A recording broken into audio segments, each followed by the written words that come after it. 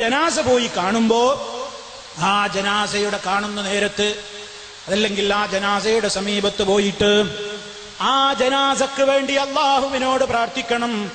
ആ ജനാസയിൽ ആരാണ് കിടക്കുന്നതെങ്കിൽ, ആരാണ് മരണപ്പെട്ടതെങ്കിൽ ആ വ്യക്തിയുടെ പേരെടുത്ത് പറഞ്ഞുകൊണ്ട് അല്ലാഹുമ്മ ഗ്ഫിർ ലി, ആരുടെ പേര് പറയണം? മുഹമ്മദാണോ, അഹമ്മദാണോ, ഖദീജയാണോ, അബൂബക്കറാണോ, ആരാണെങ്കിൽ ആ വ്യക്തിയുടെ പേര് പറഞ്ഞിട്ട് അല്ലാ നീ ആൾക്ക് പുറത്തു കൊടുക്കണേ. വർഫഅ ദറജതഹു ഫിൽ മഹ്ദിയീൻ, ഇദ്ദേഹത്തിന് സന്മാർഗചാരികളായ ആളുകളുടെ കൂട്ടത്തിൽ നീ പദവി ഉയർത്തിക്കൊടുക്കണേ അല്ലാ. ഇദ്ദേഹത്തിന്റെ മരണകാരണത്താൽ കുടുംബത്തിന് സംഭവിച്ചിട്ടുള്ള നഷ്ടം നീ നികത്തിക്കൊടുക്കണേ റബ്ബേ. വഗ്ഫിർ ലനാ വലഹു, ഞങ്ങൾക്കും അദ്ദേഹത്തിനും നീ പുറത്തു കൊടുക്കണേ അല്ലാ.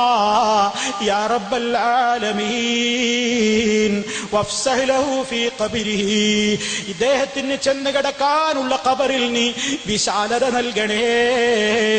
ഖബർ എന്ന് പറയുന്നത് ഇരുട്ടുകൊണ്ട് നിറയും എന്ന് നബി തങ്ങൾ പഠിപ്പിച്ചിട്ടുണ്ടല്ലോ.